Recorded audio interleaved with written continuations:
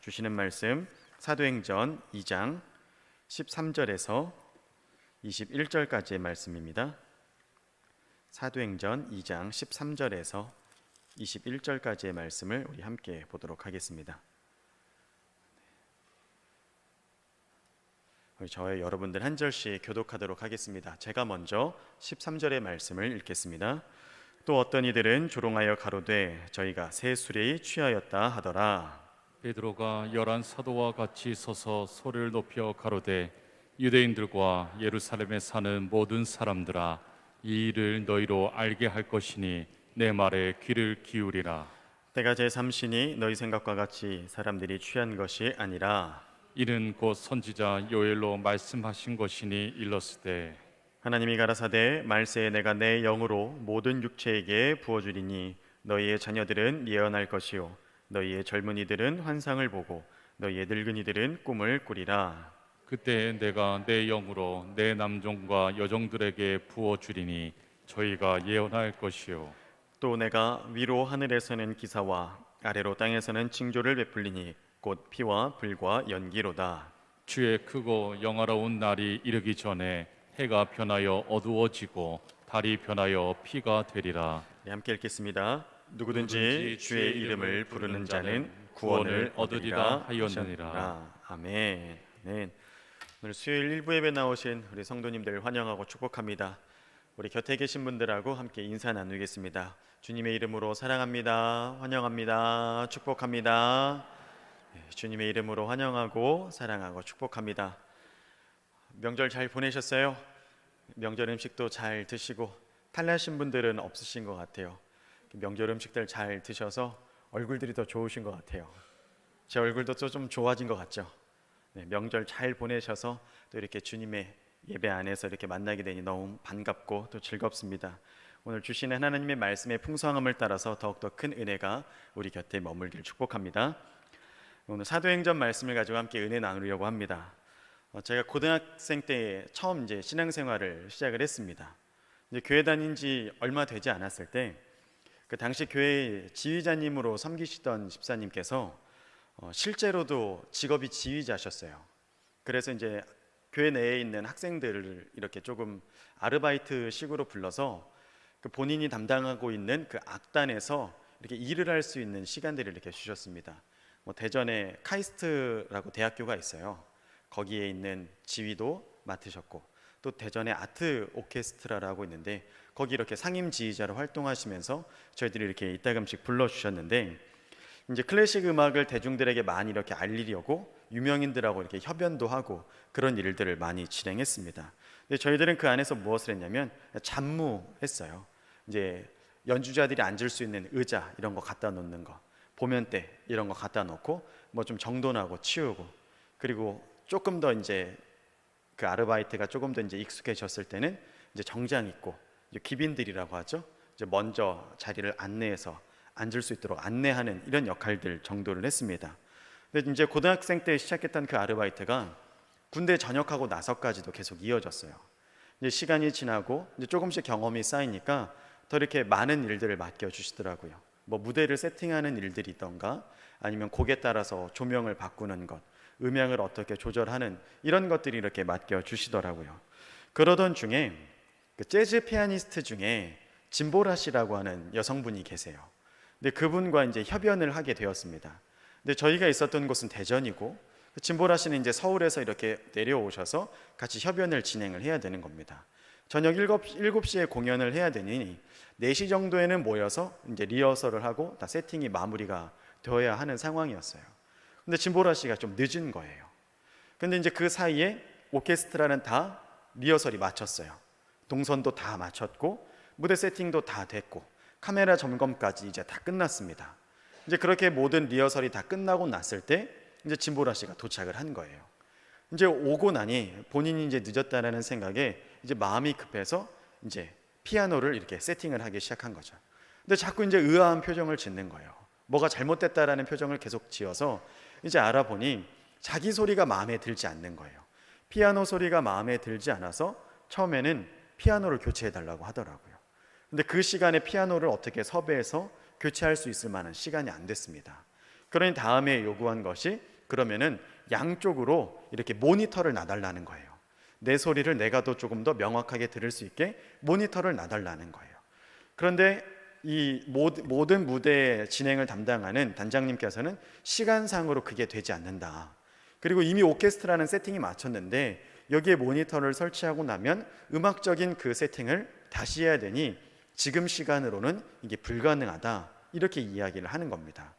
그리고 카메라 감독님도 이것을 이제 녹화해서 방송으로 이제 송출을 해야 되는데 피아노 옆에 모니터가 큰 게 2개가 올라오고 그리고 이제 전선들, 라인들을 이렇게 올려야 되니 아무래도 보기에 껄끄럽죠. 보기에 좋지 않으니까 안 올렸으면 좋겠다. 이런 이야기를 하시는 거예요. 근데 진보라 씨는 계속 그 자기 소리에 대한 그 고집을 꺾지 않으시고 단장님은 지금 세팅을 계속 유지하고 싶어 하고 카메라 감독님은 또 본인 시야에 맞춰서 또 좋은 그림이 나갔으면 하는 본인들의 그 입장에 따른 위치들을 계속 고수하시더라고요. 이런 세 사람 모두 다 한 공연, 한 공간 안에서 자기들의 시야와 자기들의 관점에 따라서 타당한 목소리들을 냈어요. 누구 하나 잘못된 의견이 없어요. 진보라 씨는 그 공연의 주인공이었기 때문에 피아노 소리가 두드러지게 나타나야 되는 것은 당연했고요. 그리고 전체적인 무대를 보는 단장님 입장에서는 당연히 모든 것의 세팅을 위주로 봐야 됐고 또 카메라 감독님은 이것을 영상으로 찍어서 송출해야 되니 좋은 그림 나오는 것을 바라는 본인들의 입장이 다들 있었습니다. 여러분 다른 것이 있었을 뿐이지 틀린 것은 하나도 없었습니다. 이런 그들의 이런 것들을 보면서 어떤 생각을 했냐면 내 시점과 내 가치관에 따라서 똑같은 것을 보고 똑같은 곳에 있어도 다 다르게 반응할 수 있구나. 다르게 볼 수 있구나. 다른 관점들이 생길 수 있거나 이것을 느낄 수 있었습니다. 생각과 관점의 차이로 모든 것이 다를 수 있음을 그때 알게 되었어요. 오늘 말씀에서 또한 그렇습니다. 오순절에 제자들에게 성령님께서 이렇게 임하셨죠. 그래서 제자들은 성령님의 은혜로 말미암아 각기 다른 언어로 하나님의 말씀과 복음을 전하기 시작했습니다. 근데 이는 사람들이 이해할 수 없었던 천사의 방언이 아니라 세계 도처에서 온 사람들이 각기 알아들을 수 있었던 이방의 언어들, 즉 외국어로 그들이 하나님의 복음을 말씀을 전하는 이해할 수 있는 언어들이었다는 겁니다. 여러분 그래서 사람들이 깜짝 놀랐던 거예요.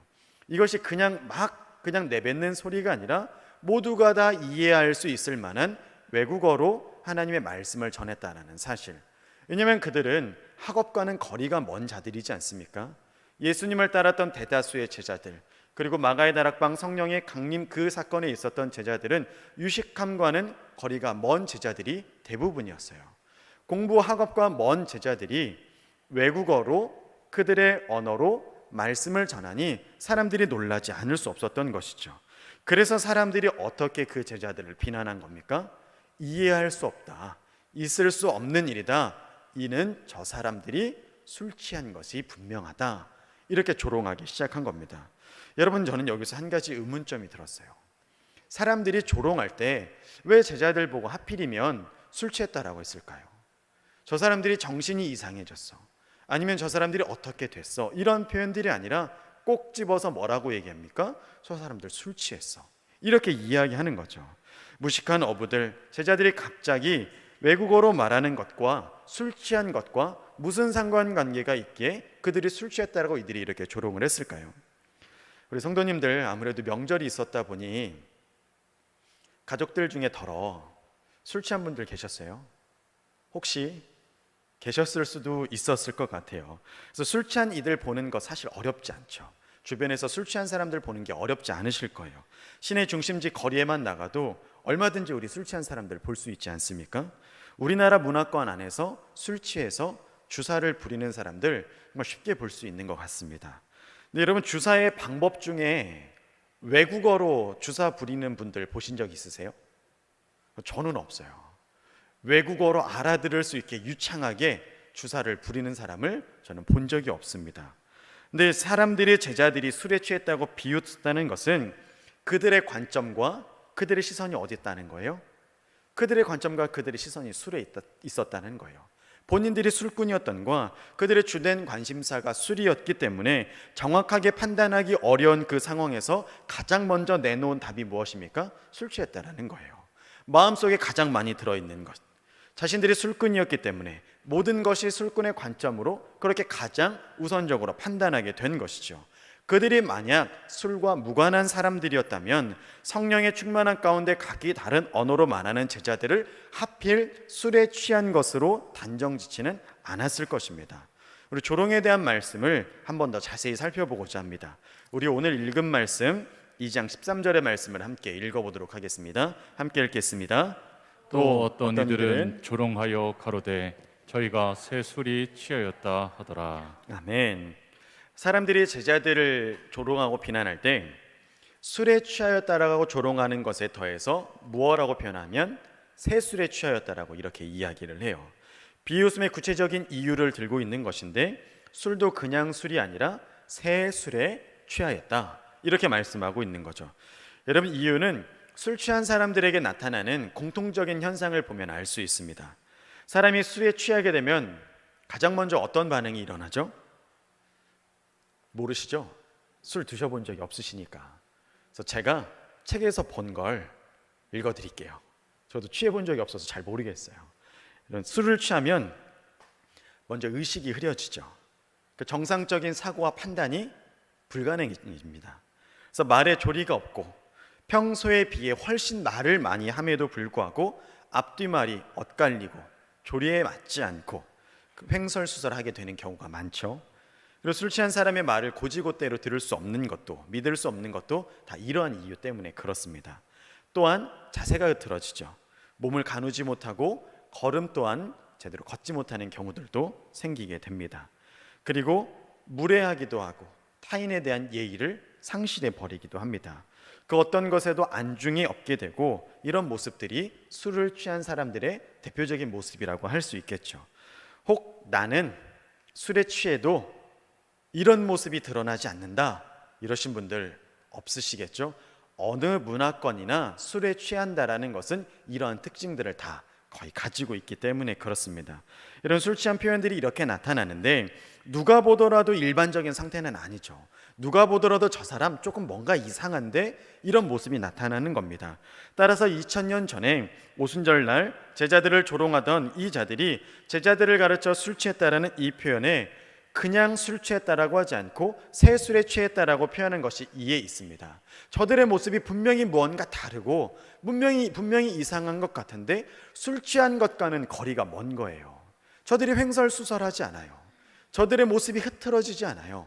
저들이 말하는 것이 이상하지 않아요. 이해되지 않는 것이 아니라 다 명확하고 알아들을 수 있고 다 깨달을 수 있고 저들의 행동은 오히려 더 또렷하고 저들의 모습은 더욱더 분명하고 저들이 전하는 것은 또 오히려 또렷한 것이 저들의 모습을 통해 드러나니 이들이 마냥 술 취했다라고 표현할 수가 없는 것입니다.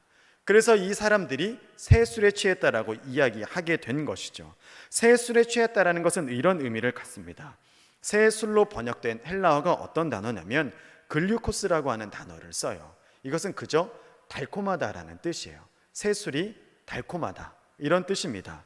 이스라엘 사람들이 매년 포도를 수확하고 그리고 그것을 틀에 짠 다음에 새 포도즙을 이렇게 담가 둡니다.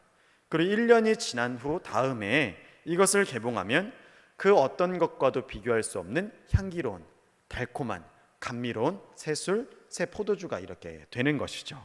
그래서 새술의 향기로움, 감미로움을 무엇과도 비교할 수 없었기 때문에 이 글루코스라는 단어를 이렇게 사용한 것입니다. 근데 이 단어의 어원을 이렇게 따라 올라가 보면 히브리어에 근간을 하고 있는데 히브리어 티로시라고 하는 이 단어를 번역한 겁니다. 이 단어는 이런 뜻을 갖고 있어요. 마음을 사로잡다, 마음을 빼앗다 이런 뜻을 갖고 있습니다. 마음을 사로잡을 만큼, 마음을 빼앗을 만큼 향기롭고 감미로운 것, 그래서 이 뜻을 이렇게 포함하고 있는 것입니다. 제자들의 모습이 마치 이와 같았던 것이죠.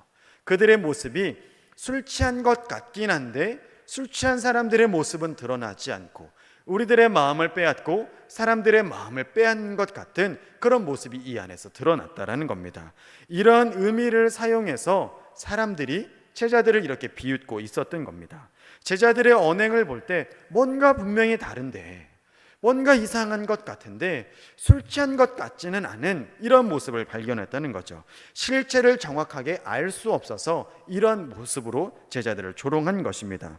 그러나 여러분, 이것이 듣는 제자들의 입장으로 하여금 조롱이 될 수 있었을까요? 너 술 취했어, 너 술에 취했어, 너 새술에 취했어, 이런 모습이 여러분들에게 조롱이 될 수 있을까요? 조롱이 될 수 없죠. 왜냐하면 여러분들 술에 취하지 않으셨잖아요. 술에 취하지 않았는데 그것이 어떻게 조롱이 될 수 있겠습니까? 사실이 아닌데 조롱이 될 수 없는 거예요. 제자들에게 이것이 조롱거리가 되지 않았습니다. 사실이었고 성령이라는 새술에 제자들이 취해 있었기 때문에 이것은 제자들에게 조롱거리가 되지 않았습니다.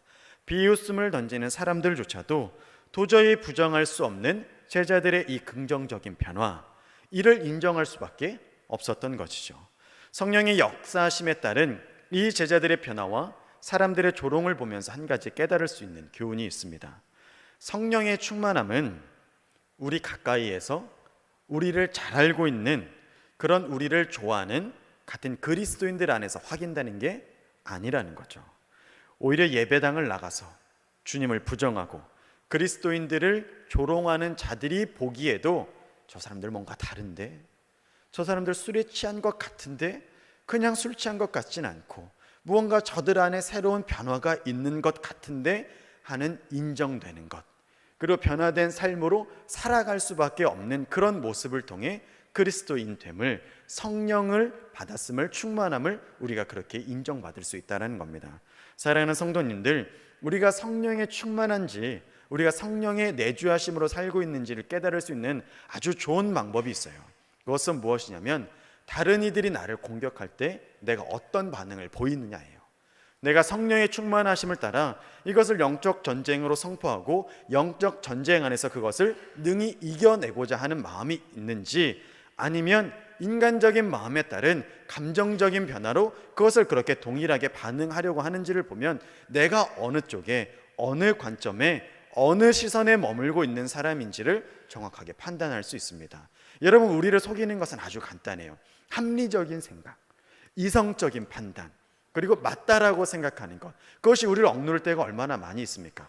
그리스도인이지만 이것은 합리적이지 않아, 이것은 이해할 수 없는 거야. 그러니 당연히 마땅히 이렇게 해야 되지, 누구라도 이렇게 할 거야, 이런 식의 표현들 많이 쓰지 않습니까? 여러분, 잘 생각해 보면 성령의 충만하심은 우리의 이해나 우리의 범주를 뛰어넘을 때가 너무나 많이 있습니다. 우리가 성령의 충만함과 새 술에 취해 있는 것을 확인할 수 있는 유일한 방법, 또 정확한 방법은 우리에게 화가 임했을 때, 우리가 공격당했을 때 내가 어떤 사람인지를 보면 우리가 정확하게 알 수 있습니다.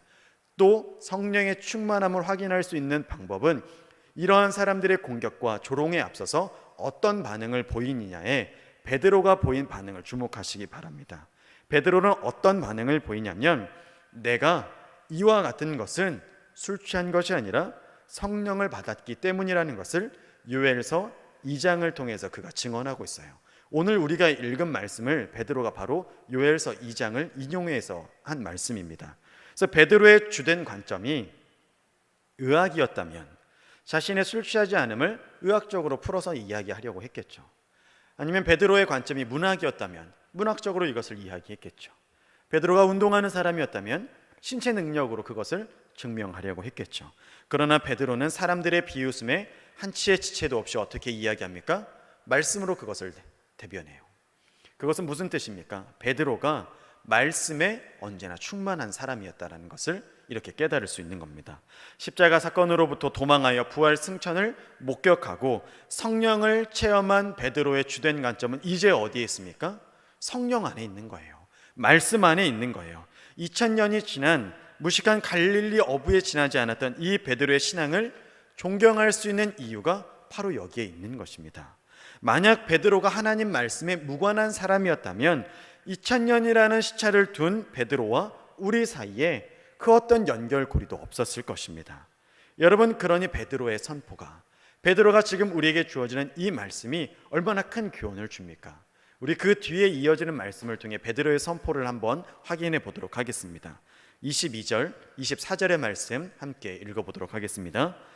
이스라엘 사람들아, 이 말을 들으라. 너희도 아는 바에 하나님께서 나사렛 예수로 큰 권능과 기사와 표적을 너희 가운데서 베푸사 너희 앞에서 그를 증거하셨느니라. 그가 하나님의 정하신 뜻과 미리 아신 대로 내어 준 바 되었거늘 너희가 법 없는 자들의 손을 빌어 못 박아 죽였으나 하나님께서 사망의 고통을 풀어 살리셨으니 이는 그가 사망에게 매여 있을 수 없었습니다. 아멘. 이 뒤 이어지는 베드로의 선포의 내용 우리가 함께 나누었습니다. 그럼 베드로의 선포를 들으면 어떻습니까? 설득하려고 하거나 설명하려고 하지 않아요. 좋은 문장을 쓰지도 않고 감성적인 이야기를 통해 눈물샘을 자극하는 그런 이야기도 전혀 없습니다. 사실에 근거해서 그저 담대하게 하나님 말씀 선포해요. 내용을 축약하면 한 문장으로 끝날 수 있어요. 예수 그리스도께서 죽으셨다, 다시 사셨다. 이것을 베드로가 우리에게 지금 말씀해 주고 있는 것입니다. 여러분, 베드로 설교의 선포의 큰 기둥은 이것 하나뿐입니다. 때때로 어떤 성도님들의 신앙을 보게 되면 감성적인 부분에 치우칠 때가 참 있습니다. 한 예로 설교에 관한 것에 대해서 이야기할 때 확인할 수 있습니다. 설교를 끝나고 나면 저마다들의 반응이 있죠. 근데 은혜를 받았다던가 아니면 오늘은 좀 졸렸다던가 이런 사람들의 반응이 있지 않습니까? 이런 반응들의 이면을 보면 설교에 대한 어떤 내용의 사실에 기초하기보다는 정서적인 부분에 잇들 때가 있습니다. 예를 들어 선포하시는 목사님이 말이 좀 어눌하거나 표현이 좀 부족하면 영락없이 은혜 못 받았다고 해요. 근데 어떤 목사님은 한마디를 해도 말씀이 아주 맛깔나고 문학적으로 아름답게 표현이 되면 그것을 은혜 받았다라고 이야기하는 경우들을 볼 수 있습니다. 설교를 듣는 입장에서 은혜를 받았다 못 받았다라는 이 판단의 기준이 감성이나 정서적인 것에 기반을 둔다면 분명히 문제가 있는 것이죠. 그렇기에 베드로의 선포와 설교가 우리에게 더욱더 주목되는 것입니다. 미사여구도 없어요. 설득하려는 애씀 하나 없이 사실을 하나하나 그대로 전개합니다. 이렇게 투박한 베드로의 설교와 이 선포를 듣고 3,000명씩 회개하는 놀라운 역사와 은혜가 임하지 않습니까? 성령의 은혜로 말미암아 이러한 일들이 가능하게 된 것이죠. 사랑하는 성도 여러분, 우리가 믿는 우리의 신앙은 사실에 기초한 신앙이에요. 어떤 화려함과 아름다운 편리가 아닌 사실에 기초한 신앙임을 반드시 이해하시기 바랍니다. 엄연한 사실과 진리 앞에서 우리 자신의 생각과 가치관과 판단이 바뀌어지는, 그래서 바뀐 삶을 살아가는 것이 우리가 믿고 따른 예수 그리스도의 신앙이지 않습니까? 그래, 그 사실에 기초한 신앙 가운데 우리 성령님께서 개입하셔서 우리를 진정한 변화의 자리로 이끌어 주시는 것이죠. 그렇게 완고했던 바울의 모습을 보세요. 다메섹에서 성령을 체험한 이후 그가 완전히 엎드러지고 그가 학문했던 모든 것, 그가 따랐던 가치관 모든 것을 버리고 성령을 따라 충실히 살아가는 그 삶 가운데 베드로는 이제 그 가치관을 버리지 않습니까? 버리지 않아요. 성령을 따라가는 그 충실한 삶의 자리에서 이제는 벗어나지 않는 것을 볼 수 있지 않습니까? 그 이후에 흔들리지 않는 삶을 살아가게 됩니다. 베드로의 선포의 결말이라고 할 수 있는 오늘 말씀의 36절의 말씀을 보고 우리 말씀을 정리하도록 하겠습니다. 우리 36절의 말씀을 함께 읽어보도록 하겠습니다. 36절의 말씀 함께 읽겠습니다. 그런즉 이스라엘 온 집이 정령 알지니 너희가 십자가에 못 박은 이 예수를 하나님이 주와 그리스도가 되게 하셨느니라 하니라. 아멘. 하나님께서 십자가에 못 박은 예수 그리스도를 주와 그리스도가 되게 하셨다. 아멘. 이걸 직설적으로 말하면 주님이 이제 막 태어난 새로운 공동체인 교회와 이 세상의 유일한 대답이라는 말씀이세요. 베드로 설교 이 선포에 포함되어 있는 주와 그리스도가 되게 하셨다는 이 말씀은 그리스도만이 우리와 이 땅과 교회의 유일한 해답이요 소망이다, 이런 말씀인 것입니다. 누구든지 그리스도 외에는 구원을 얻을 만한 이름을 준 적이 없다는 그 선언이 이 안에 다 포함되어 있는 것입니다. 사랑하는 성도님들, 평소에 무엇을 보고 무엇에 관점을 두고 있는가에 따라서 이렇게 우리의 결과가 판이하게 달라지는 것을 볼 수 있습니다. 베드로의 관점은 이처럼 확연했어요. 부활, 승천 사건 이후에 베드로의 관점은 온통 예수 그리스도, 하나님 나라 이 안에 있는 것을 볼 수 있습니다. 그래서 어떠한 사건에도 베드로의 반응은 어떻게 드러납니까? 예수님으로 드러나는 거예요. 그 속에 가득히 쌓인 것이 예수님이기 때문에 어떠한 것이 들어와도 다 대답은 우리 주님 그리스도만 되는 것입니다. 우리는 이 시간 우리 자신이 과연 어떤 사람인지를 돌아봐야 될 줄로 되겠습니다. 우리의 심령은 무엇으로 가득 차 있습니까? 세상을 보는 관점이 하나님의 눈으로, 하나님의 시선으로 바라보고 있습니까? 우리가 세상을 평가하고 바라보는 기준은 어디에 두고 있습니까? 성령님의 조명하심 아래 우리의 주된 관심사가 말씀이 될 때, 우리가 말씀의 사람이 될 때, 우리의 심령이 말씀으로 또한 가득 찰 때 우리는 빛과 어둠을, 옳고 그름을, 또 행할 것과 금할 것을, 버릴 것과 취할 것을, 영원한 것과 위하는 것을 분별할 수 있는 지혜를 얻을 줄로 믿습니다. 우리 하나님의 영원한 말씀으로 이 세상을 바라보시는 우리 귀하고 복된 성도님들 되시길 그리스도의 이름으로 축원합니다. 기도하시겠습니다. 좋으신 하나님 아버지 감사합니다. 베드로의 선포와 베드로의 말씀을 통해 우리 자신을 돌아보게 됩니다. 하나님, 그 어떤 사건을 통해서도 우리의 유일한 해답은 예수 그리스도만이 되게 하여 주시옵소서.